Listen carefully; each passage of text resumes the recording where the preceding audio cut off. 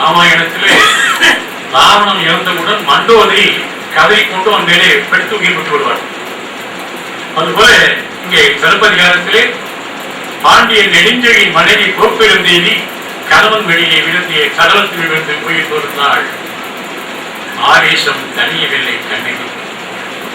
எந்த அளவுக்கு தனியவில்லை என்றால், அங்கே பாண்டியன் இறந்து கிடக்கிறான், மன்னன் கோப்பெருந்தேவி இறந்து கிடக்கிறாள். இரண்டையும் அவர் பார்க்கவே இல்லை.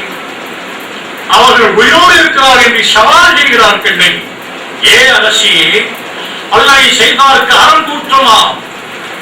நான் இனி என்ன செய்ய போறேன் தெரியுமா? உன்னை சும்மா விட மாட்டேன். நான் யார்? எப்படி ஏற்பட்ட குளத்தில் இருந்து நான் வந்தேன் தெரியுமா?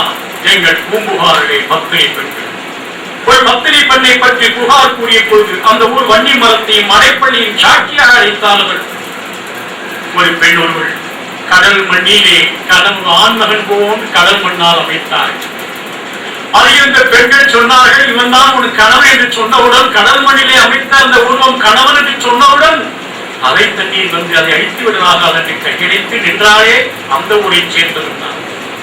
கரிகாலவன் மகள் ஆதி வந்தி வந்தி நகர ஆட்டணத்தியை திருமணம் செய்து கொண்டாள்.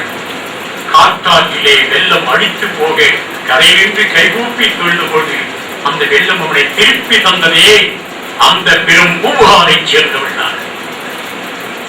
வாணிபத்திற்காக கடல் வாணிபம் சென்ற கணவன் வருகின்றவரை கடற்கரையிலே தன்னை கல்லாய் ஆக்கிக் கொண்டு நின்றிருந்தாரே ஒரு பெண், அந்த ஊரை சேர்ந்தவள் தான்.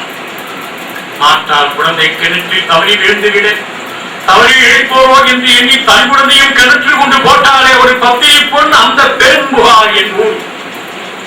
கணவன் வெளிநாடு சென்று மற்ற காமுகள் என்னை தவறான முகத்தோடு பார்க்கலாகாது என்று குரங்கு முகத்தை வேண்டி வெற்றாலே ஒரு பெண், அந்த பெரும் புகழ்ந்தோம். அந்த